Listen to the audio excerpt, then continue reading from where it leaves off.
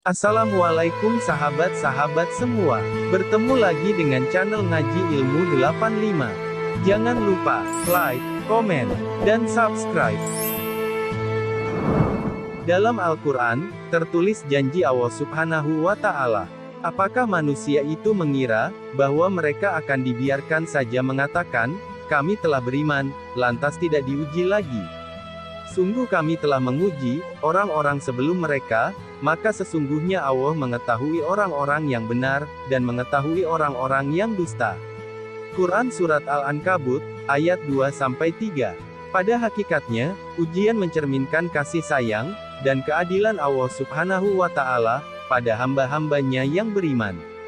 Ada beberapa tingkatan, ujian dan cobaan, yang diberikan kepada umat manusia.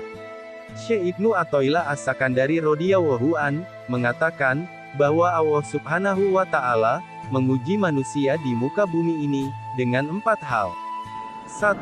Ujian nikmat. Ketika manusia diberikan ujian kenikmatan, maka cara terbaik yang dilakukannya adalah dengan cara bersyukur kepada Allah Subhanahu wa Ta'ala.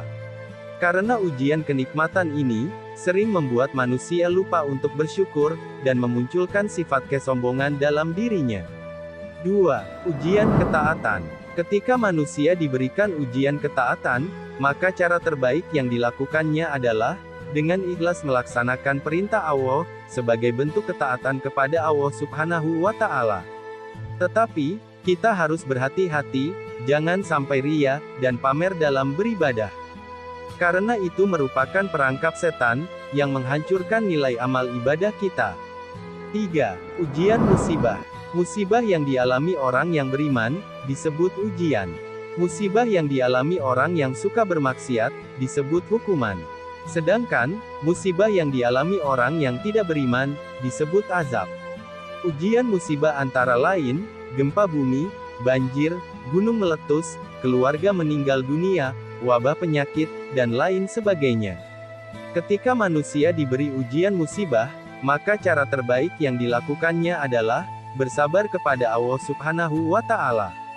Kondisi ini merupakan momentum yang terbaik untuk mendekatkan diri kepada Allah Subhanahu wa Ta'ala. 4. Ujian maksiat. Ketika manusia diberikan ujian maksiat, maka cara terbaik yang dilakukannya adalah dengan bertaubat kepada Allah Subhanahu wa Ta'ala, dan memohon ampun atas dosa-dosa yang telah dilakukan.